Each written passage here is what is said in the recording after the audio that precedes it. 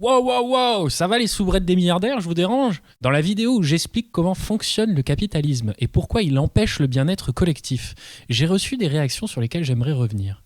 Parce que certains ont été capables de répondre « Oui, mais le communisme, c'est 1000 milliards de morts et rien d'autre n'a jamais marché, puis vous proposez rien. » Mais les gens, vous répondez à quoi là? Je suis en train de vous expliquer comment fonctionne le capitalisme, en prenant une posture ouvertement critique. Et vous me dites « Je n'accepte pas ton explication, parce que Staline et Chavez et le Venezuela !» Bon, au lieu de me lancer dans l'habituelle explication sur l'histoire de la lutte des classes qui vous en touche une sans faire bouger l'autre, je vais prendre le problème différemment. Je vais vous dire que vous avez raison, et que tout ce que vous dites est raisonnable et normal. Enfin, vous avez raison au sein de ce qui ne vous autorise pas la remise en question du système. Vous avez raison au sein de l'idéologie. L'idéologie, c'est ce que l'autorité sociale diffuse pour influencer notre perception du réel. Et dans le capitalisme, le réel prend la forme qu'il faut pour que l'on consente à notre propre exploitation. C'est la différence entre la réalité d'un prisonnier d'un camp de travail forcé et celle d'un employé de bureau.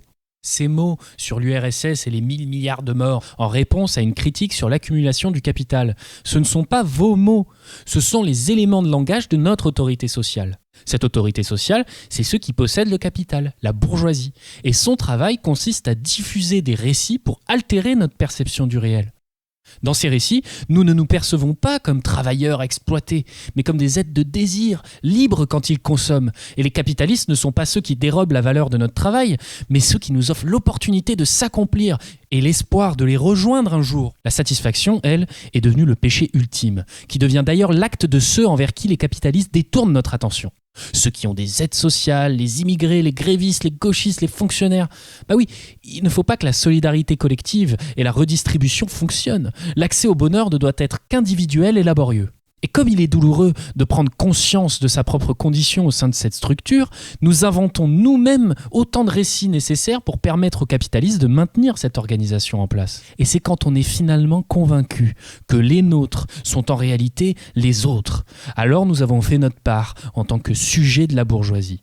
Mais la réalité, c'est qu'on n'est pas moins exploité par un système injuste et déshumanisant dans lequel nous n'avons aucun contrôle sur notre sort ou celui de ceux qu'on aime. Et c'est pour ça qu'il est nécessaire de construire un récit alternatif et puissant qui nous autorise à faire partie d'un tout et où nous avons le contrôle de notre économie, ne lui accordant aucun autre but que le bien-être du collectif.